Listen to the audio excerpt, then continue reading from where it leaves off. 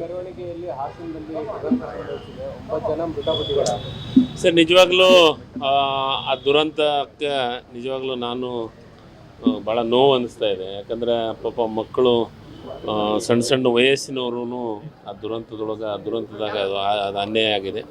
ನಿಜವಾಗ್ಲೂ ಈಗಾಗಲೇ ಮುಖ್ಯಮಂತ್ರಿಗಳು ಆ ಫ್ಯಾಮ್ಲಿಗೆ ನಾನು ಏನು ಇದು ಹಾಸ್ಪಿಟ್ಲಾಗಿದ್ದವ್ರಿಗೆ ಎಲ್ಲಾದರೂ ಟ್ರೀಟ್ಮೆಂಟ್ ಮಾಡಿಸ್ತೀನಿ ಅಂತ ಹೇಳಿದರೆ, ಮತ್ತು ಅದಕ್ಕೆ ಸಂಬಂಧಪಟ್ಟಂಥ ಯಾರಾದರೂ ಅವ್ರಿಗೆ ಮರಣ ಹೊಂದಿದ್ರಿಗೆ ಅವ್ರಿಗೂ ಪರಿಹಾರ ಕೊಡ್ತೀವಿ ಅಂತಲೂ ಹೇಳಿದ್ದಾರೆ.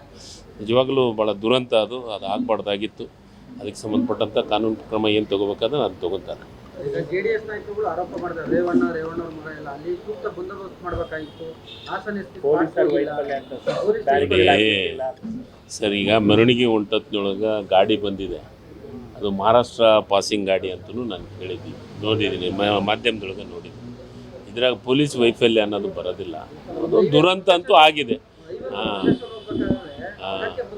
ಅದಕ್ಕೆ ನಾನು ಸಂಬಂಧಪಟ್ಟಂಥ ಇಲಾಖೆ ಮಂತ್ರಿಗಳು ಅದ್ರ ಬಗ್ಗೆ ಮಾತಾಡ್ತಾರೆ.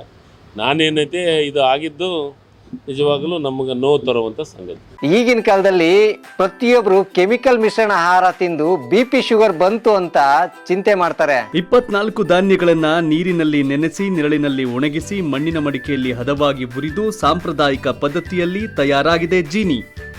ಸಿರಿಧಾನ್ಯಗಳ ಸಿರಿ ಜೀನಿ ಕುಡಿಯಿರಿ, ಆರೋಗ್ಯವಾಗಿರಿ.